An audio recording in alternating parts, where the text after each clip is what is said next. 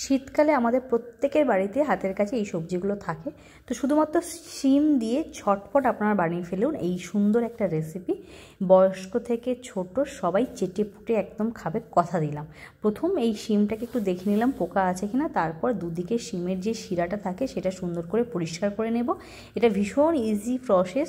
আর শিম, ধনেপাতা, রসুন এটা দিয়ে এমন একটা দুর্দান্ত খেতে লাগবে যে এক থালা ভাত নিমিশেই শেষ হয়ে যাবে। তো চলুন রেসিপিটা দেখে নেওয়া যাক।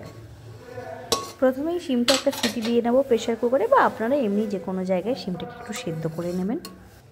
এরপর মিক্সিতে সেদ্ধ করা শিমটা দিয়ে দিয়েছি, এর মধ্যে দিয়ে দেবো ধনেপাতা, একটুখানি পেঁয়াজ দিয়েছি, পেঁয়াজটা অপশনাল, নাও দিতে পারেন, আর দেব রসুন কোয়া।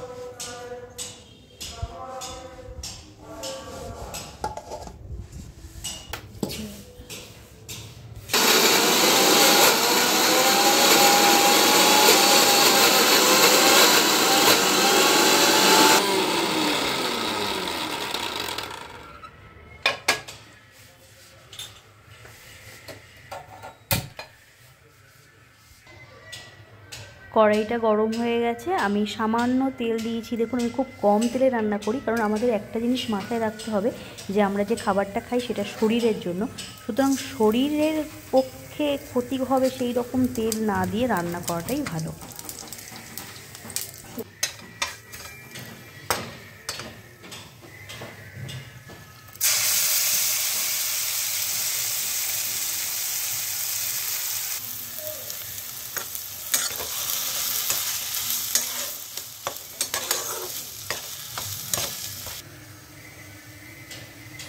স্বাদ মতো লবণ দিলাম, আর অল্প সামান্য কয়েক দানা চিনিটা দিলাম, জাস্ট 2-4টে দানা।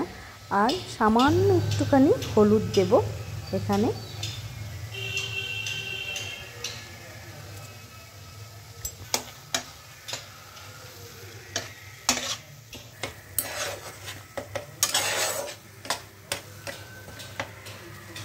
এটা পুরো ড্রাই হবে, ততক্ষণই এটা বসিয়ে রাখতে হবে।